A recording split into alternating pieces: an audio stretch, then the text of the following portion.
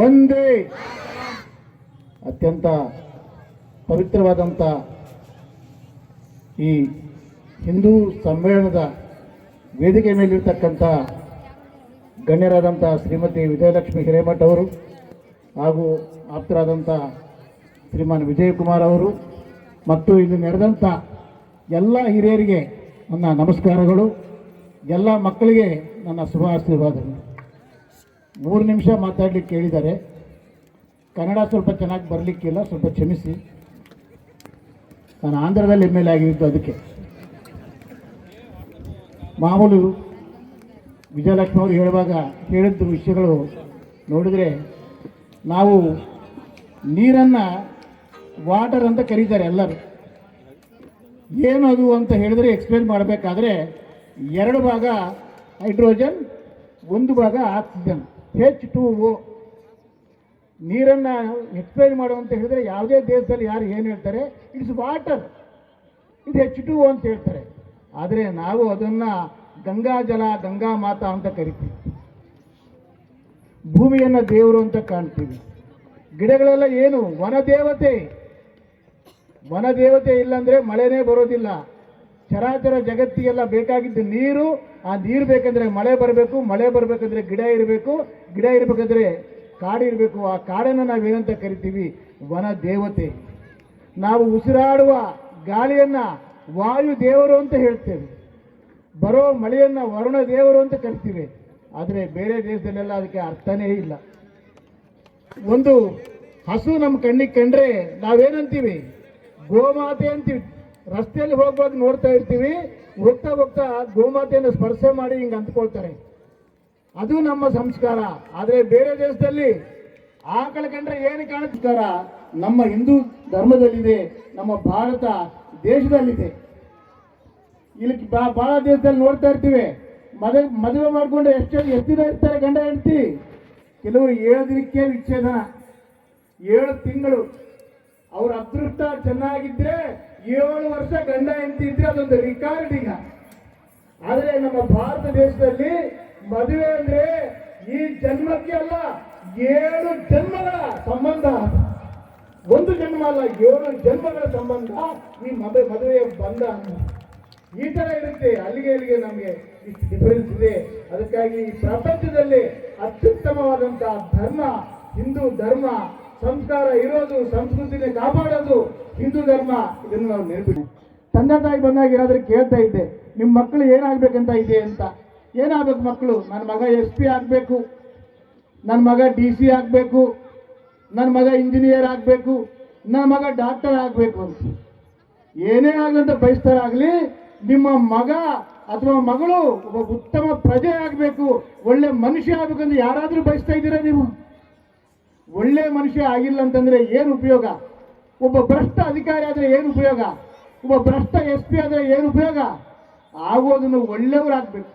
ಒಳ್ಳೆಯ ಮನುಷ್ಯ SP ಆದರೆ ಒಳ್ಳೆ SP ಆಗ್ತಾನೆ. ಒಳ್ಳೆಯ ಮನುಷ್ಯ ಇಂಜಿನಿಯರ್ ಆದರೆ ಒಳ್ಳೆ ಇಂಜಿನಿಯರ್ ಆಗ್ತಾನೆ. ಇಲ್ಲಾಂದ್ರೆ ಎಲ್ಲ ಭ್ರಷ್ಟರು ತಯಾರಾಗ್ತಾರೆ.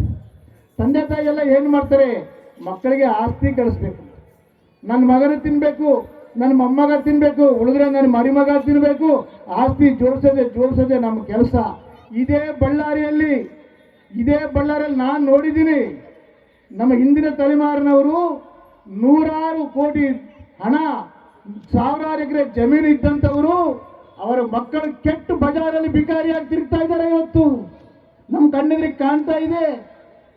ನನಗೆ ಗೊತ್ತಿದ್ದವರಿದ್ದಾರೆ, ನಮ್ಮ ಸಂಬಂಧಿಕರು ರೋಡ್ನಲ್ಲಿ ಒಡೆ ಮೆಣಸಿನಕಾಯಿ ಹಾಕ್ತಾ ಇದ್ರು. ಅವ್ರ ಮಗ ಇವತ್ತು IAS ಆಗಿದ್ದಾನೆ. ಕೆಲವರು ಒಳ್ಳೆ ಬಿಸ್ನೆಸ್ ಮ್ಯಾನ್ ಆಗಿದ್ದಾರೆ. ಅದಕ್ಕೆ ಒಂದು ಗುರ್ತಿಟ್ಕೊಳ್ಳಿ ಹೇಳ್ತಾ ಇದ್ದೀನಿ, ಮಗ ಕೆಟ್ಟವನಾದರೆ ಎಷ್ಟು ಕೋಟಿ ಸಂಪಾದನೆ ಮಾಡಿದ್ರು ಅವರು ಉಳಿಸ್ಕೊಳ್ಳಲ್ಲ. ಕೆಟ್ಟ ಮಗನಿಗಾಗಿ ಸಂಪಾದನೆ ಮಾಡೋದು ಕರೆಕ್ಟ್ ಅಲ್ಲ. ಮಗ ಒಳ್ಳೆಯವನಾದ್ರೆ ನೀವೇನು ಮಾಡಬೇಕಾಗಿಲ್ಲ. ನೀವೇನು ಸಂಪಾದನೆ ಮಾಡಿದಿರಿ 10 ಪಟ್ಟು ಅವರೇ ಸಂಪಾದನೆ ಮಾಡ್ತಾನೆ. ಒಳ್ಳೆ ಮಗ ಆದರೆ ಸಂಪಾದನೆ ಮಾಡಬೇಕಾಗಿಲ್ಲ, ಕೆಟ್ಟ ಮಗ ಆದರೆ ಸಂಪಾದನೆ ಮಾಡಿ ಉಪಯೋಗ ಇಲ್ಲ. ಅದಕ್ಕೆ ನಮ್ಮ ಒಂದು ಜವಾಬ್ದಾರಿ, ಮಗಳನ್ನ ಒಳ್ಳೆಯ ಪ್ರಜೆಗಳನ್ನಾಗಿ ನಾವು ಮಾಡಿದರೆ ಅವರು ದೇಶಕ್ಕೆ ಕೆಲಸಕ್ಕೆ ಬರ್ತಾರೆ. ಆಸ್ತಿ ಗಳಿಸೋದಲ್ಲ, ನಮ್ಮ ಮಕ್ಕಳನ್ನ ಈ ದೇಶಕ್ಕೆ ಆಸ್ತಿಯನ್ನಾಗಿ ಮಾಡಬೇಕು. ಯಾರು ಆಸ್ತಿ ಗಳಿಸಿದ್ರೆ ಅವ್ರ ಅಲ್ಲ, ನಿಮ್ಮ ಮಕ್ಕಳನ್ನ ಆಸ್ತಿಯನ್ನಾಗಿ ಮಾಡಿ ದೇಶಕ್ಕೆ ಸಮರ್ಪಣೆ ಮಾಡಿದ್ರೆ ಅಲ್ಲಿ ನೀವು ತಂದೆ ತಾಯಿ ಇದ್ದದಕ್ಕೆ ಒಂದು ಉಪಯೋಗ ಆಗ್ತದೆ. ಇಲ್ಲಾಂದ್ರೆ ನೀವು ಒಳ್ಳೆ ತಂದೆ ತಾಯಿಗಳಾಗ್ಲಿಕ್ಕೆ ಸಾಧ್ಯನೇ ಇಲ್ಲ. ಅದಕ್ಕೆ ಎಲ್ಲರೂ ನೆನಪಿಟ್ಕೊಳ್ಳಿ, ಸಂಸ್ಕಾರವನ್ನು ಕಲಿಸಿ. ಮೊನ್ನೆ ನಾನು ಬಜಾರಲ್ಲಿ ಹೋಗ್ತಾ ಇದ್ದೆ, ನನ್ನ ಜೊತೆಗೊಬ್ಬರು ಬರ್ತಾ ಇದ್ರು. ಹೋಗ್ತಾ ಇದ್ರೆ ಇಲ್ಲಿ ಯಾರೋ ತೀರ್ಕೊಂಡಿದ್ದಾರೆ ಅಂತಂದ್ರು. ಅರೆ, ನಾವು ಈಗ ಹೊಸ್ತಾಗಿ ಬಂದಿದ್ದೀವಿ ಇಲ್ಲಿಗೆ, ಯಾರೋ ತೀರ್ಕೊಂಡು ನಿನಗೇನು ಗೊತ್ತಾಯ್ತು ಅಂದ್ರೆ ಭಗವದ್ಗೀತೆ ಕೇಳ್ತಾ ಇದೆ ಅಂತ. ಭಗವದ್ಗೀತೆ ಕೇಳಿಸ್ತಾ ಇದೆ, ಅದಕ್ಕೆ ಯಾರೋ ಸತ್ತಿದ್ದಾರೆ ಅಂತಂದ್ರು.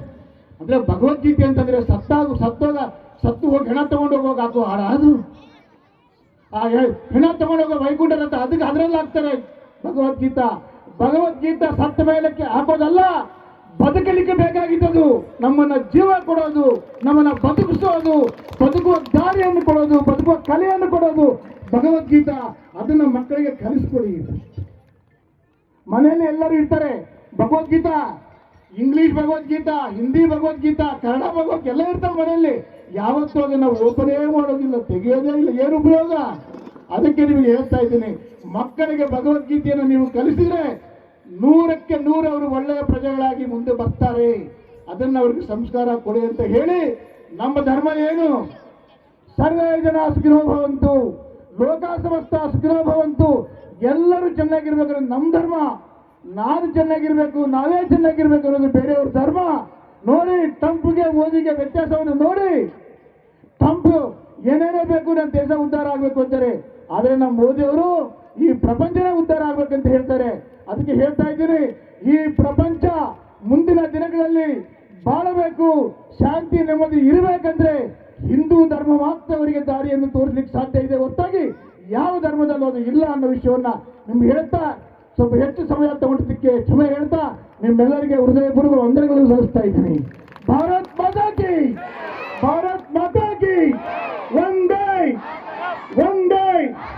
ನಮಸ್ಕಾರ, ಧನ್ಯವಾದ.